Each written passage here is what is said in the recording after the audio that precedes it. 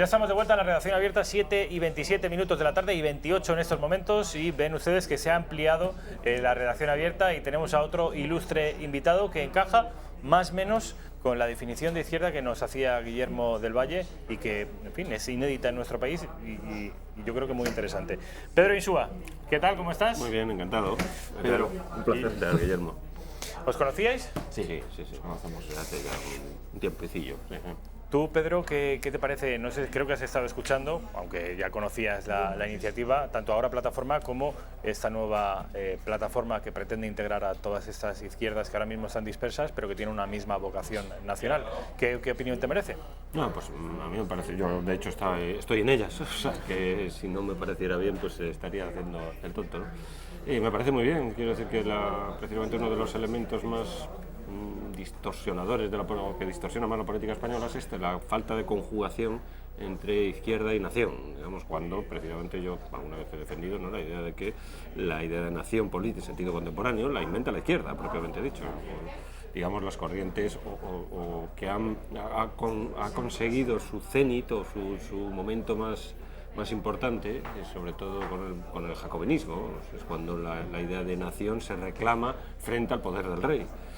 Durante la Revolución Francesa, entonces, y quien ha llevado más lejos, digamos, esta idea de nación frente al rey fue la república que fundaron los jacobinos. Entonces, fundaron sobre todo los jacobinos, ¿no? Ahora algún espectador de derecha dirá, ¿y qué os ha pasado? Bueno, pues ha pasado 2 siglos. No pocas cosas, ¿no? De historia, 2 siglos de historia. 2 siglos de historia. Y los bueno, mismos 2 siglos que han pasado en Francia y allí la izquierda no... Sí, bueno, claro, porque en el caso de España, claro, la izquierda española tiene su origen en el doceañismo, más bien. La izquierda como idea, en ese sentido terminológico, es muy tardía, es del sexenio democrático, es decir, claro, previamente no aparece la palabra izquierda ni siquiera, ¿no? Es más tardía.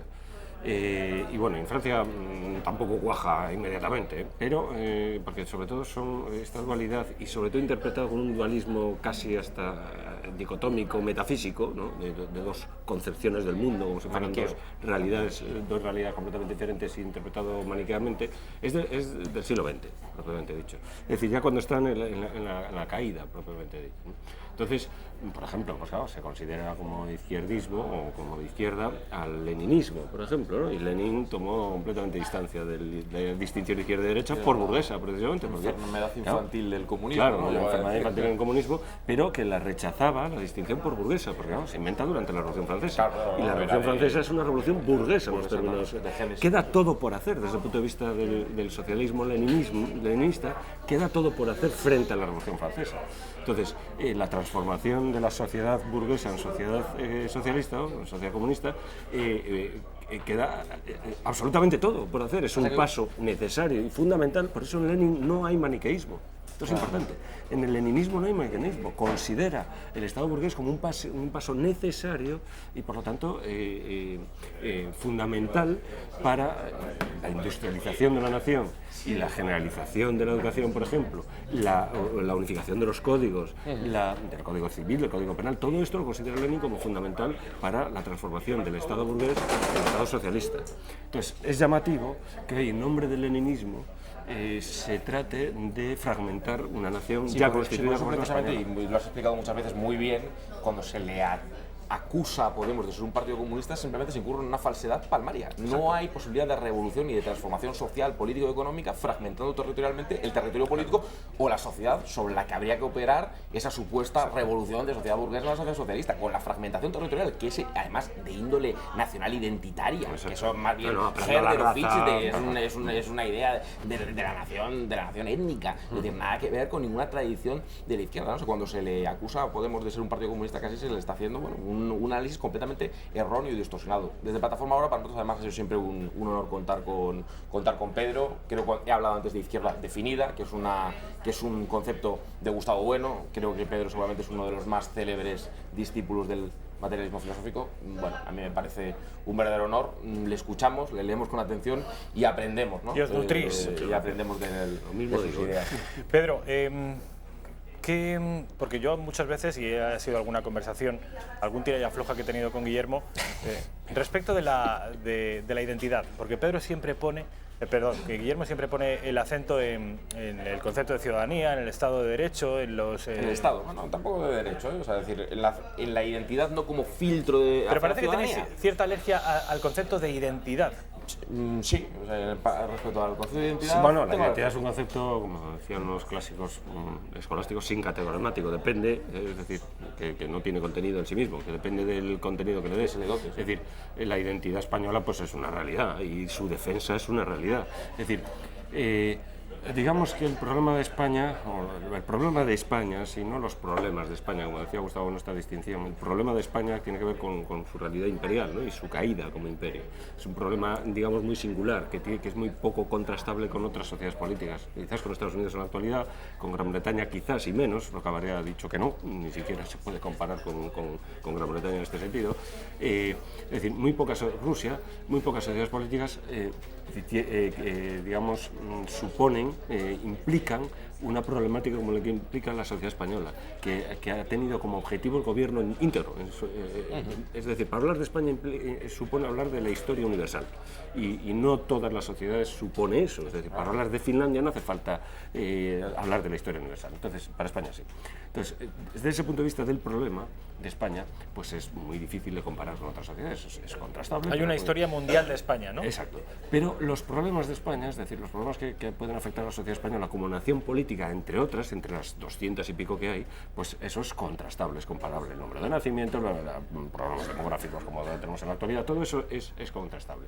Entonces, desde el punto de vista de los problemas de España, España tiene dos problemas importantes. El problema de su unidad, en cuanto que está amenazada en la unidad, y el problema de la identidad, es decir, esa unidad, ¿qué identidad tiene? Es decir, España, quiero decir, para que se vea así rápidamente, una cosa es... Hay un problema de identidad, además de unidad. Sí, ¿Y claro. uno es subsidiario del otro? Es decir, digamos, el problema... están ligados, obviamente, porque desde el punto de vista de la unidad, España está amenazada, ¿no? Y la unidad implica la unidad territorial. Partes de España son Cataluña, el País Vasco, etcétera, etcétera, son partes de España en cuanto que pertenecen a la unidad de España y está amenazada. Pero España es, por ejemplo, un país europeo. Eso es un problema de identidad, no es un problema de unidad. Esa identidad europea puede poner en cuestión su unidad. Esta es la cuestión, si determinadas identidades ponen en cuestión su unidad o no. Esta es un poco el asunto. La identidad autonómica del Estado autonómico español, España como identidad, como Estado autonómico, ¿pone en cuestión la unidad de España? Yo creo que sí, aquí ya sí. Esa identidad autonomista de España pone en cuestión está poniendo en cuestión. Un significado significante de identidad, la configuración. A ver, yo creo que el primer elemento es claro. Por ejemplo, hay un proyecto de apropiación indebida del territorio político, y esto tenemos que combatirlo con toda la contundencia. Sobre la sociedad política, el territorio político, España decidimos todos, sobre bloques de todos decidimos todos, y además de esto participan gran parte de políticos de la izquierda y la derecha. Está huyendo de la identidad, del concepto de identidad. Ahora dentro de lo de la identidad, no, pero sobre el territorio político decidimos todos, es decir, Cataluña no es de los catalanes. Los catalanes políticamente ni siquiera existen, son ciudadanos españoles en un territorio. Sí, entonces Cataluña es de un onubense o de un madrileño igual que de un catalán, somos todos conciudadanos españoles, y además la nación política es una unidad de justicia y de decisión conjunta, sobre lo que es de todos decidimos todos. La identidad como configuración, bueno, a mí lo que me preocupa son las identidades fragmentarias, las identidades de carácter étnico, cultural, que se invocan para decir vamos a discernir entre ciudadanos de primera y ciudadanos de segunda, o directamente entre ciudadanos nativos, o directamente desproveer de ciudadanía a millones de personas y convertirlos en extranjeros. Por ejemplo, España es católica. España es una identidad, la identidad es católica, es un país católico. Ahora bien, desde el punto de vista político, el identificarse como católico genera, frente al musulmán o frente al judío, genera algún tipo de derecho político especial. Es decir, ¿tienen más derechos los católicos por serlo, a pesar de que España es un país católico? Es decir, se puede reivindicar para la defensa de España el ser una identidad católica. Aquí están los problemas, por ejemplo, con Vox. Vox, si reclama la identidad católica, Las raíces para cristianas, por ejemplo. poner un muro sobre, por ejemplo, los musulmanes, judíos, etcétera, pues yo creo que ahí se equivoca, está reclamando, ¿Y digamos, hay identidades que sí que se pueden reclamar y sí pueden ser higiénicas desde un punto de vista democrático? Claro, por ejemplo, La religión, católica. a tu juicio, no se puede. Es decir, desde el punto de vista confesional, no. Es decir, yo soy desde el punto de vista cultural católico, es decir, nosotros pues los fines de semana pues no vamos a trabajar, eso forma parte de la identidad católica. Ahora, digamos, no prescribe, no está prescrito, es decir, no hacemos la Constitución, una palabra, para decirlo rápidamente, a golpe de Corán, a golpe de Biblia. Es decir, no hay nada, no hay ningún compromiso en la Constitución, es decir, en la ciudadanía española, que exija, digamos, algún compromiso con determinada Que teología. en tu esfera privada te rijas por unas normas identitariamente religiosas o no te da mejor condición de ciudadanía. No, ¿o no? sencillamente que no te da ningún privilegio el ser no te da católico ningún en privilegio España. político, claro. Por ejemplo, y esto, claro, hay zonas muy sensibles. Ceuta y Melilla hay una mayoría musulmana, que son españoles, tan españoles como tú y como yo. Entonces, tú no puedes identificar España, la identidad de España, con el catolicismo, en ese sentido. Pero porque entonces estás excluyendo de la sociedad política española, de la participación, ponía un de la ejemplo- soberanía nacional, estás excluyendo a esa gente por por su... ejemplo a Rafael antes, por ejemplo, en relación a los comentarios que hizo Abascal sobre Echenique y Valls, que son personas cuyas ideas pueden ser perfectamente criticables y de las que nos pueden distar, sobre todo de Echenique, pues un abismo ideológico, y también de Valls. Toda su ideología puede ser sujeta a crítica, pero no son menos conciudadanos españoles porque su árbol genealógico diga que un señor ha nacido o sus raíces entroncan con Argentina, que fíjate, y hemos hablado antes de España con su vocación universal y esa referencia de plus ultra en el escudo de la vocación universal, precisamente es tan conciudadano español como un señor de Cuenca de Cáceres. Abascal tampoco decía Entonces, eso exactamente. bueno, y se ha distorsionado pero- porque no, Abascal pero y sí, Vox pero- en general pero sí se que- distorsiona pero sí que- deliberadamente pero por sí que determinados decía medios de comunicación. literalmente, Valls no conoce España, solo vete a Martinica o el otro vete a Argentina. No tiene que irse a ningún lado porque son conciudadanos españoles. Yo creo que fue un error. Es decir, son conciudadanos españoles con integridad de Y les han ciudadanía llovido como muchos palos cualquiera. por aquellas declaraciones, ¿eh? Y creo que Yo no creo la que fue un vamos a error la declaración, pero también se ha tergiversado. Sí, pero no fue porque acertada. está- En este caso, sí, sí, o sea, yo yo creo que intento tampoco. ponerla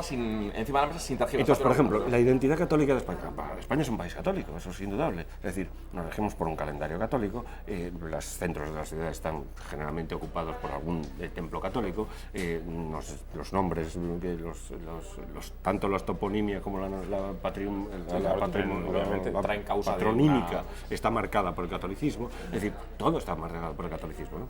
Ahora bien, eso no implica que tú, a la hora de organizar la vida política, es decir, quién gobierna, quién es gobernado y en qué condiciones, cómo se distribuyen los poderes políticos, a la hora de participar de esa distribución, de esa redistribución del poder político, el musulmán, por ejemplo, queda excluido. Aquí no pasa, en España no ocurre.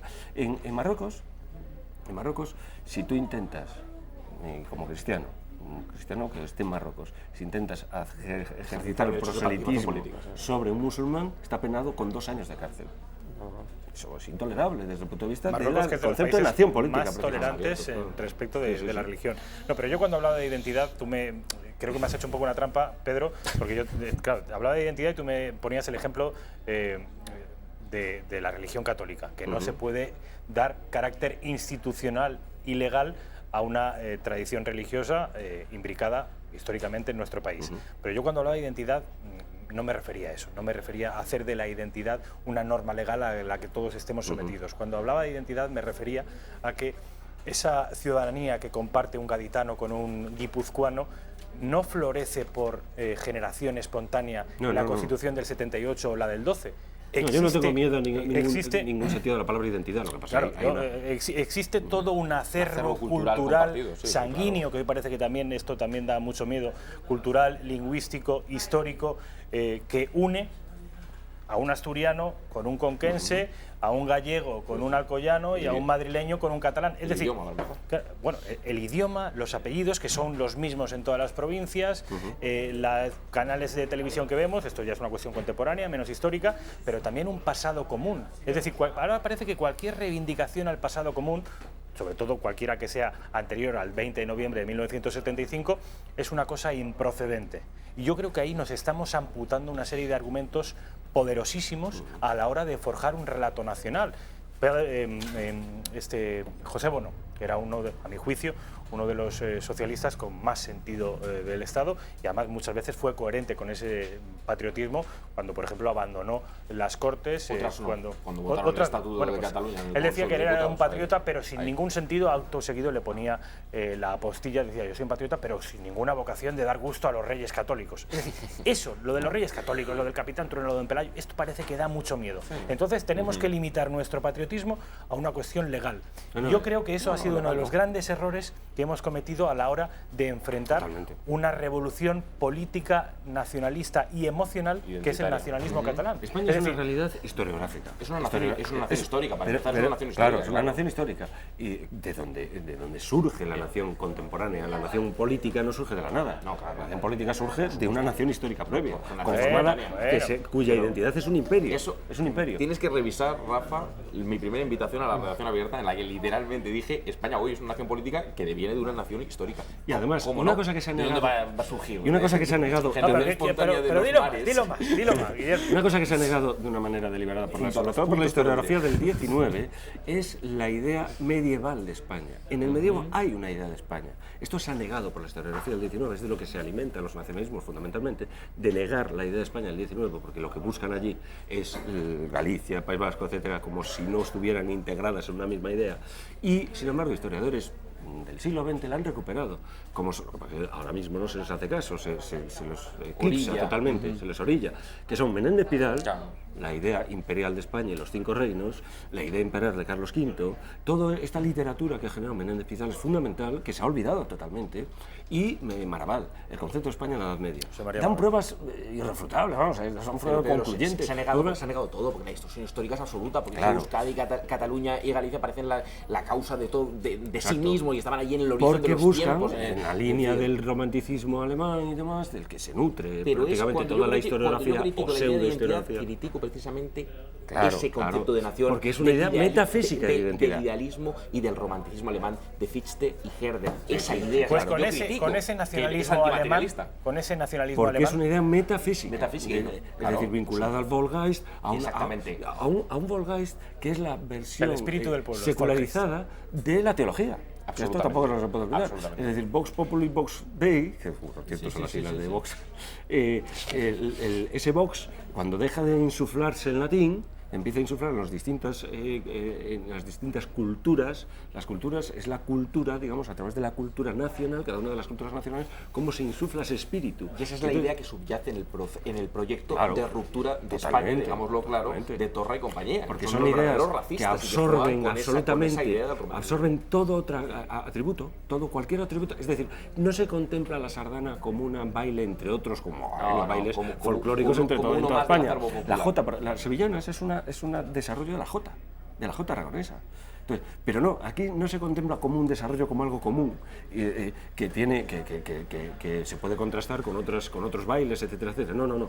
Se contempla la sevillana como algo que procede del pueblo sevillano, como si fuera el Volksgeist, como si fuera pues una especie de supuración de la propia cultura que por su propia identidad emana de sí misma y se alimenta de sí misma. Vamos a pasar de las musas al teatro, porque Guillermo se quiere marchar y quiero antes que sepan ustedes cuál es ese decálogo que ahora mismo sirve de polo de atracción a todo aquel español que entienda que su sensibilidad progresista está huérfana de representación. Bueno, pues con esta suerte de plataforma, aún no es una plataforma electoral, aún no es un partido político, pero lo será. Iniciativa electoral que... izquierdanacionalista.es. Exactamente. Empieza a contarnos un poco en qué consiste. Pues la primera idea precisamente es eso, decir qué tipo de izquierda reivindicamos. Una izquierda definida, una izquierda nacional, una izquierda que defienda el Estado y una izquierda que no defienda la fragmentación territorial. Esto es muy sencillo, muy simple, luego podemos debatir sobre... defienda el Estado. Sí, el Estado y la nación. El Estado y la nación. Y la nación política. Y no la fragmentación, porque, por cierto, estábamos comentándolo antes, no hay fundamentación teórica en la tradición de la izquierda ninguna para la fragmentación del Estado. Ninguna. Se puede fragmentar desde el punto de vista de esta idea metafísica del romanticismo alemán, o bien desde el contractualismo, del neoliberalismo, de la escuela austriaca, de von Mises y compañía, que es la fragmentación y la sustitución de los Estados por clubes privados de libre adhesión y de libre salida. Pero en la tradición de la izquierda no hay posibilidad de fundamentar esa fragmentación. ¿Hablamos del derecho a la autodeterminación en la URSS? Sí, y pero el ponemos derecho de algún la ejemplo. autodeterminación es una manera de incorporar a la... Pero- es que el derecho de autodeterminación no es una idea pero federal. Potencialmente balcanizante. Hemos vuelto al teatro. Claro, depende Sí, de hemos cómo vuelto al se- teatro, Hemos perdón. vuelto al teatro. Sí, venga, Yo- en yo un quería punto hablar de número las 2. musas, Sí, perdón. sí. Dos ideas muy claras, ¿no? En las cuales se encuadran el decálogo, ¿no? Por resumir. Una de ellas es un proyecto social ambicioso, una defensa clara del Estado social, de las conquistas del Estado social. Es decir, nosotros no estamos a favor de mantener la unidad territorial para vaciar de contenido social el Estado, porque además creemos que eso es un falso patriotismo y un patriotismo que merma la idea. Es decir, no me vale la unidad territorial para que el Estado no haga nada, para que transfiera todas las competencias del Estado al mercado, porque menuda defensa hacemos de la nación y del Estado si el Estado a la hora de la verdad no va a hacer nada. Educación, no, cheque escolar. Sanidad, no, vamos a privatizarla. Pensiones, sistema de capitalización al modelo de la Chile de Pinochet. Eso no es una defensa del Estado ni de la nación, ni es patriotismo de ninguna clase. Queremos un Estado funcional y un Estado fuerte que corrija desequilibrios importantes que desde luego se han entronizado en un sistema de capitalismo financiero bastante desregulado, como decía, desde los años 80 del siglo XX a esta parte. Algunos dicen, hombre, tenemos un sistema claramente hegemónico socialdemócrata. Bueno, yo creo que la socialdemocracia ha evolucionado hacia una suerte de liberalismo desregulacionista y desde luego también aquella tercera vía fue el intento de la izquierda de asimilarse a esas posturas neoliberales. Punta número 3. Bueno, trabajo, lucha contra la precariedad laboral. Hay una precariedad laboral ingente, absolutamente. Hemos hablado alguna vez de natalidad también en el gato al agua, ¿no? De natalidad. Bueno, pues si queremos fomentar políticas de natalidad, hay que combatir el elemento de precariedad absoluta en nuestro mercado de trabajo. Te puedo hablar de falsos autónomos, te puedo hablar de contratos por obra y servicio en fraude de ley, de la economía colaborativa, cómo está la gente de Deliveroo, cómo está la gente de Uber Eats. Bueno, ese no es el modelo de trabajo que queremos, porque esa gente no está cotizando. Hay gente que está trabajando 12 horas en este país y está cotizando 2. No puede ser. Nosotros no queremos mirar a otro lado. Eso no puede ser. Vivienda. Lo veo a diario, soy abogado, trabajo en los juzgados y tribunales. No puede ser que haya desahucios en ejecuciones hipotecarias promovidos por fondos buitre, que son empresas dedicadas a la pura especulación inmobiliaria. Hay gente que cree que no hay que poner coto a eso, que el mercado que es una idea muy hayekiana, un orden espontáneo que se autorregula. Yo discrepo de esa idea de Hayek, que creo que es absolutamente errada. El mercado no es un orden espontáneo para nada, es una idea además también profundamente metafísica. No, hay que regular y hay que poner normas y control. El Estado tiene que hacer cosas, trabajo, vivienda, una política económica diferente y una política fiscal también diferente. El paradigma de crecimiento que se ha implantado en Europa y también obviamente en España, además de desmantelar la industria nacional en aras a otros países que nos vampirizan, es un modelo de competencia vía devaluación salarial. Bueno, es una cosa absolutamente absurda en un modelo de economía abierta, es decir, no podemos competir vía devaluación salarial, habrá que competir en innovación, en investigación y en desarrollo y para eso y en industria, ¿cierto?, nacional, y para eso Por cierto, necesita... Vox existe en esa línea también, ¿no? Bueno, Que tiene ahí es importante, una mezcla. claro, eso es importante, un modelo de crecimiento económico diferente que no se base en la pura devaluación salarial. Además, no vamos a competir nunca con India y China degradando las condiciones salariales de los trabajadores. Política fiscal.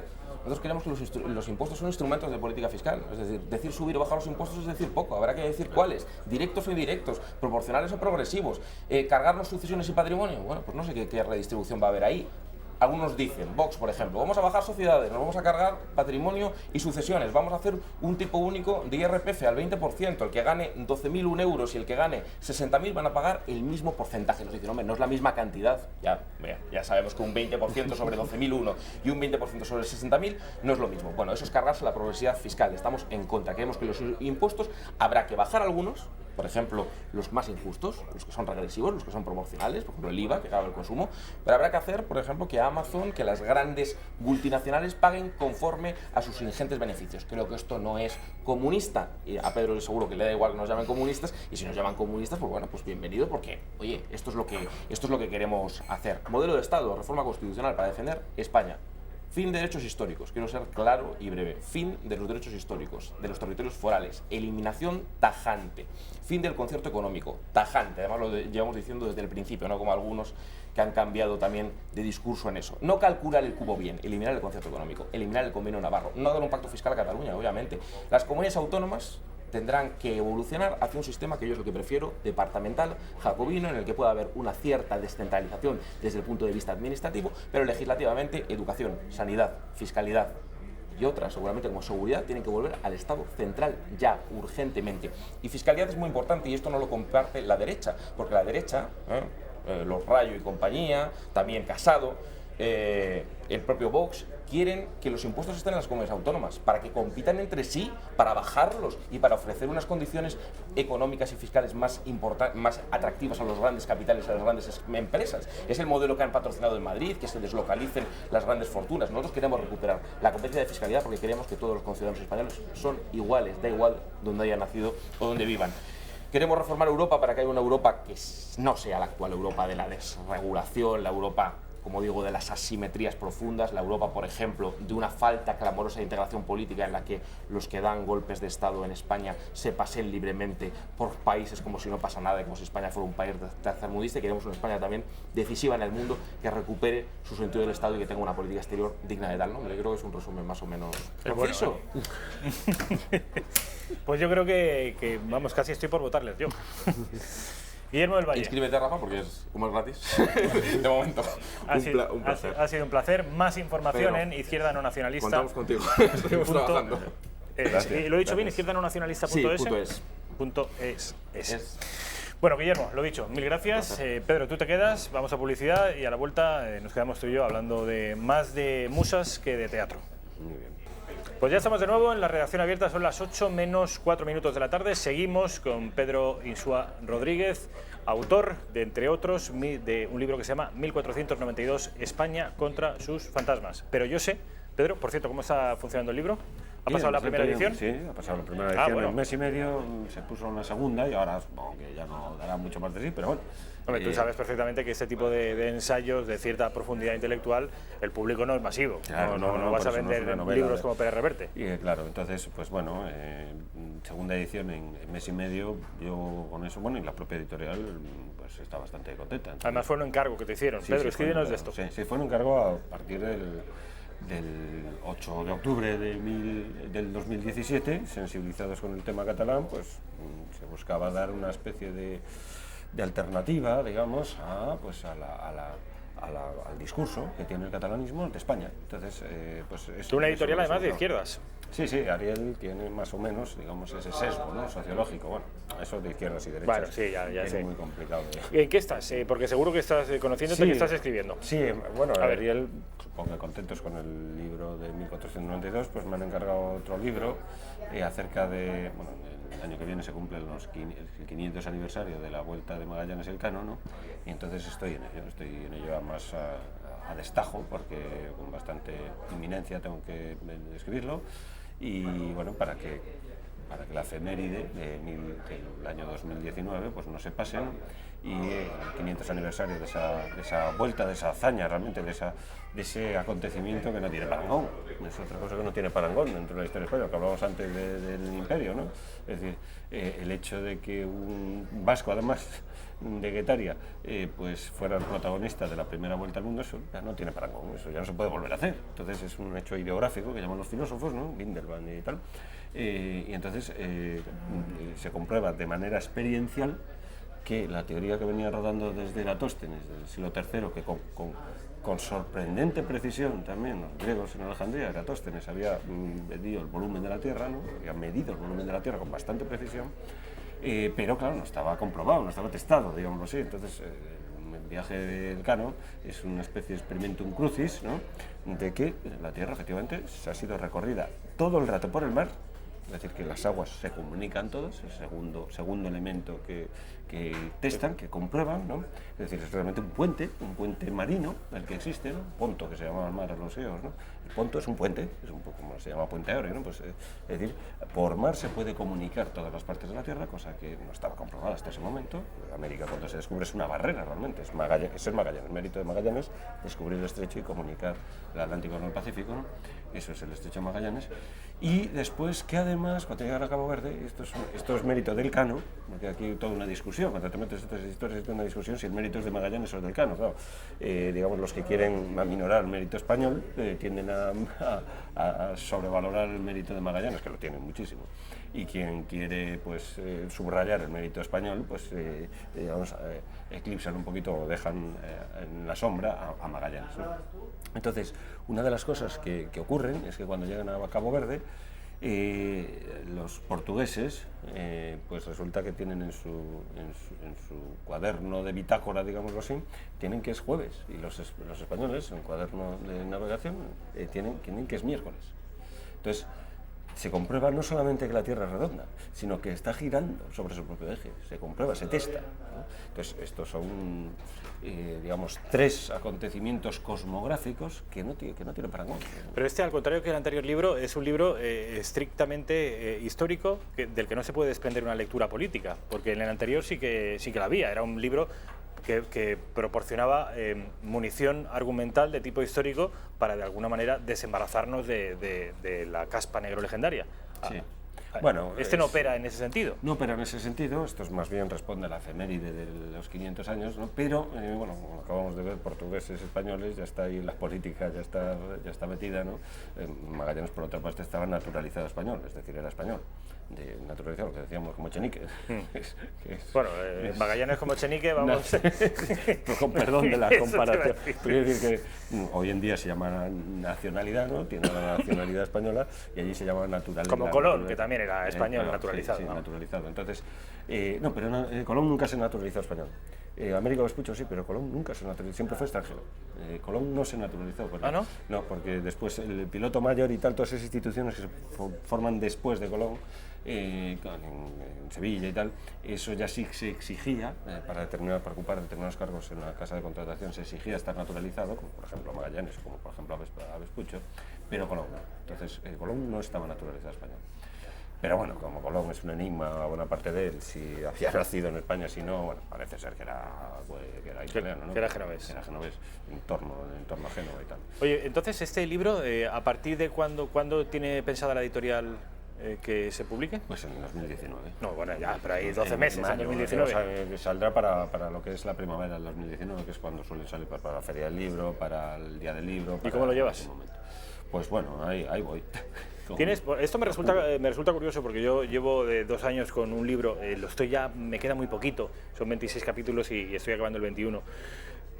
Y me interesan mucho los que han escrito, y en este caso con el caso de Pedro, que ha escrito no 1 ni 2, sino más libros. ¿Cómo te lo planteas? ¿Cómo te lo organizas? ¿Eres muy metódico, de tal hora a tal hora escribo, o es en función de cómo te dé, del tiempo que tengas? Bueno, es en función del tiempo que tenga, por supuesto, ¿no? Yo trabajo, soy profesor de filosofía, entonces en función de ese tiempo... Y tienes hijos, y tienes mujer, tengo todas esas ocupaciones cotidianas, y bueno, tengo unas vacaciones que me permiten, son las vacaciones de profesor, que eso me da bastante oxígeno, por ejemplo, ahora Navidad, pues 20 días, tal. Pero bueno, yo tengo para los 2 últimos libros, o sea, el anterior y tengo trabajo. Tenías cosas escritas hecho, ya. ¿no? Entonces, bueno, hay veces que eso es, porque yo también con el libro mío también me nutro de mis propios textos que he publicado anteriormente, y hay veces que eso entorpece más que ayuda. Sí, a veces sí, porque tienes que reconfigurarlos, claro. Tienes que darle otro formato, tienes que darle otro alcance, ¿no? Es decir, no es lo mismo un libro que un artículo para nada. Yo tengo un poco el formato artículo cogido, lo cogí un poco la cintura, pero el formato libro es otra cosa, ¿no? Completamente distinto, tienes que organizar, tienes que tener una estructura, pues no te pierdes. Es decir. Porque claro, o sea, hay muchas veces que uno el artículo lo empieza y lo acaba en la misma sentada, y lo puede leer en 6 minutos, pero claro, hay veces, y esto me está pasando ahora mismo en este momento, que en el libro, que está sumergido en el libro, que son cientos de páginas, y hay veces que uno pierde la perspectiva, y no te ocurre a ti que dices, hay días que te ocurre que dices, es que no sé si vale la pena, igual esto es una mierda. Sí, ¿Tienes crisis de ese tipo? Sí, por supuesto. Sí, no, hombre. Es decir, porque yo es un punto en que... Estás sumergido en un océano que claro, tienes que elevarte para verlo en perspectiva. Hombre, yo trato precisamente de fijar la estructura previamente, entonces no perderse nunca, ¿no? O sea, yo generalmente, los libros que han salido escritos, siempre esa estructura siempre la ha marcado, ¿no? Entonces, que suele responder a un argumento, a un largo argumento, como decía Darwin, ¿no? Fíjate, Darwin, que siempre referirse a los que han escrito sobre todo grandes libros, ¿no? Darwin, por ejemplo, El origen de las especies, un libro enorme, eso que es un resumen de lo que tenía planeado, y entonces tiene una estructura muy determinada, muy firme, ¿no? Muy firme. Entonces, esa estructura es lo que permite que no se pierda. Bueno, Darwin al final le llama largo argumento, ¿no? Yo siempre busco que tenga esa estructura, ¿no? Pues eso, que esté marcado por algún tipo de estructura firme, que no caiga, por ejemplo, pues en 1492, pues la estructura es la de tres acontecimientos, tres y un cuarto que está rotando en torno a uno de ellos, a uno de esos acontecimientos, que están muy marcados, ¿no? Temáticamente, entonces no te puedes ir de esos temas, ¿no? Entonces, pues la expulsión de los judíos, la conquista americana entonces, claro, después ya depende de la perspectiva que manejes y tal, ¿no? Yo en una perspectiva filosófica, no histórica, entonces, bueno, ahí ya, pero por lo menos que temáticamente no se te mueva. Entonces, bueno, yo ahora, por ejemplo, pues para este libro, lo que marca la estructura es el hecho de dar la vuelta, ese circuito, dar una vuelta. Es geográfico. Sí, o sea, busca en varios giros. Es decir, es el tema giro, el tema de la circunferencia lo que marca el ritmo. Entonces, giros, pero temáticos después, giro cosmográfico, es decir, qué representa sobre todo, claro, hay un giro que marca a todos los demás, que es el cosmográfico, ¿no? Geográfico. Pero después, desde el punto de vista lingüístico, por ejemplo, porque por primero que es un giro lingüístico, lo primero que detectan al llegar allí en Magallanes, es el indio que lo acompaña, es que empiezan a escuchar la misma lengua, malaya, porque Magallanes había estado en Malasia previamente, entonces al dar la vuelta empiezan a escuchar lenguas afines a la lengua malaya, entonces empiezan a reconocer que ya habían atravesado el Pacífico, ¿no? Entonces, es la estructura del giro lo que va marcando un poco porque bueno, el mérito que sacan después los historiadores de Indias y tal, Velasco, José Acosta y tal, es hecho, bueno, el propio emperador, ¿no? Le regala el título que le regala al canon, es tú me diste la vuelta, ¿no? Entonces, ese dar la vuelta es un poco la estructura del giro, ¿no? Después marca todos los temas, va marcando todos los temas. Pues eso, el giro lingüístico. O sea, que ahí lo tenías relativamente, bueno, lo que pasa es que es una interpretación original, o sea, todos los giros.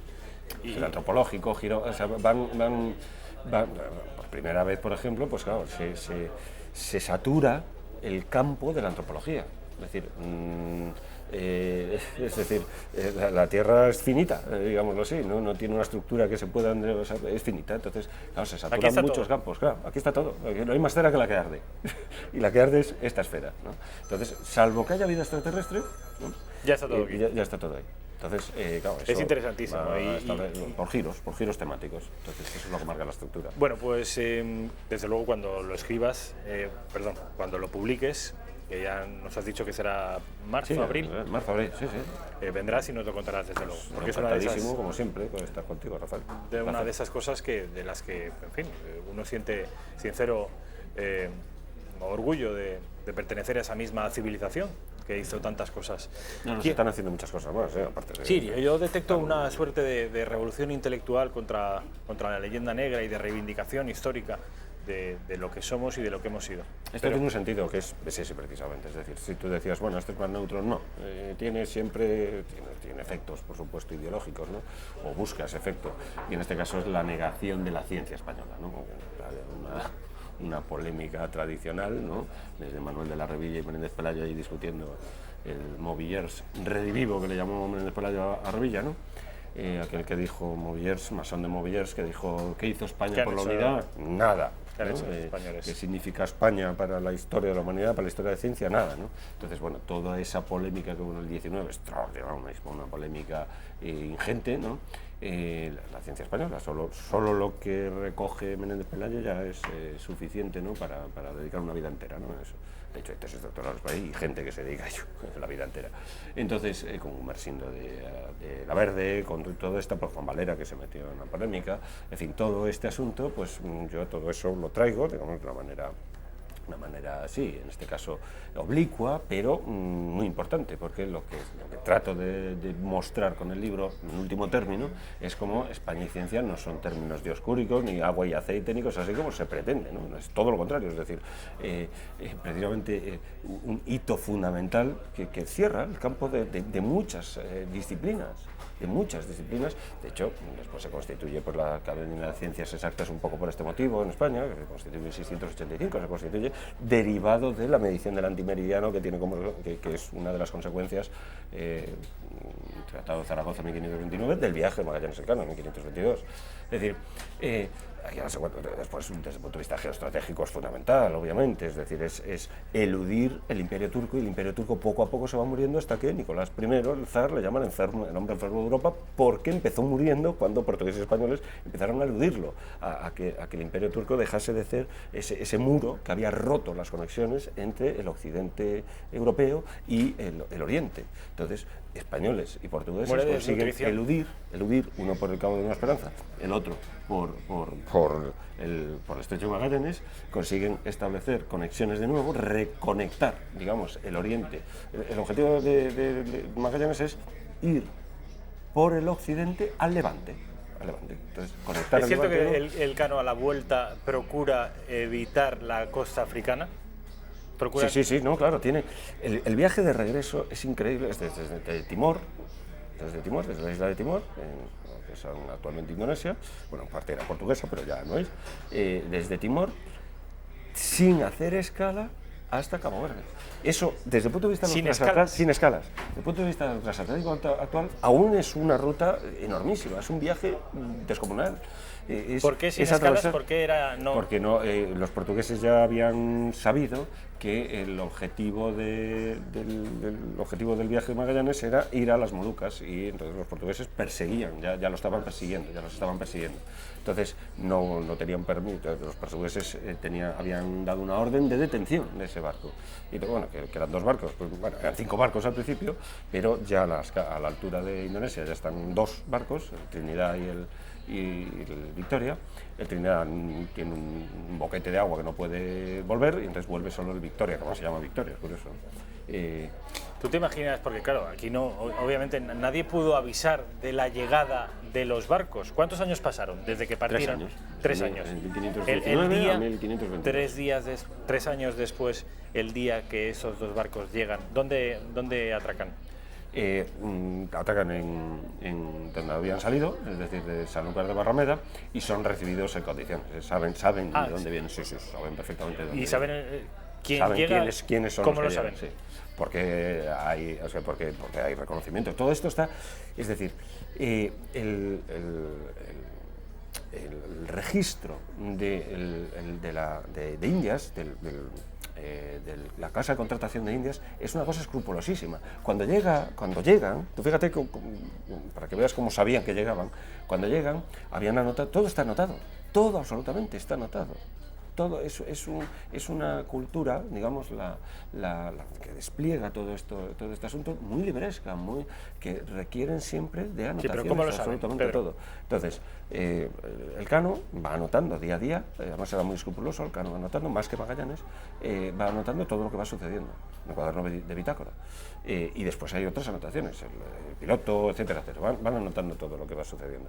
El propio Pigafetta, que es el cronista un poco de todo esto, italiano, que un hombre sobresaliente que iba con ellos, entre otros, no era el único, pues va anotando todo, va haciendo un cuaderno de viajes. Entonces, cuando llegan, tú fíjate si sabían muy bien de dónde venían, que cuando llegan a la casa de contratación y registran la entrada, el que registra la entrada le dice: oye, aquí faltan no sé cuántos arrobas de clavo, que habéis dicho que habéis montado en Timor no sé cuántas arrobas y faltan no sé cuánto. Entonces el Cano lo tiene que explicar, fíjate lo puntilloso de la burocracia. Le tiene que explicar, no, es que con el mar se seca no sé cuánto, entonces pesa menos de lo que pesaba al salir.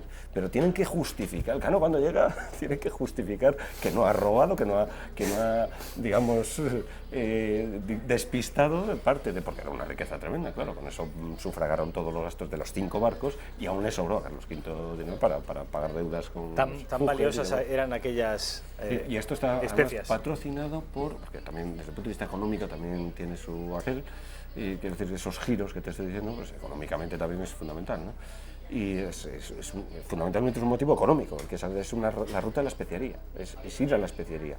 Y entonces, cuando quien promueve todo esto es un señor de Burgos, es decir, es una expedición promovida, no están los Fúger, no está ninguna, son promovidas por capital español, en este caso. Pedro Insúa, ha sido un placer, mil gracias. Espero verte gracias antes, pero si no, vendrás a presentarnos ese libro, que tiene título ya, por cierto. No, está ahí, bueno, tengo varias dudas, aún no, el título. Tiene título de cara a la editorial, pero vamos, está ahí. Que nada, feliz Navidad. Muchas gracias, igualmente, feliz Navidad. Vamos a publicidad y a la vuelta vamos a hablar con Juan Cremades, que es el abogado de Raúl Macià. No sé si conocen ustedes la historia de Raúl Macià. Está en la cárcel. ¿Por qué?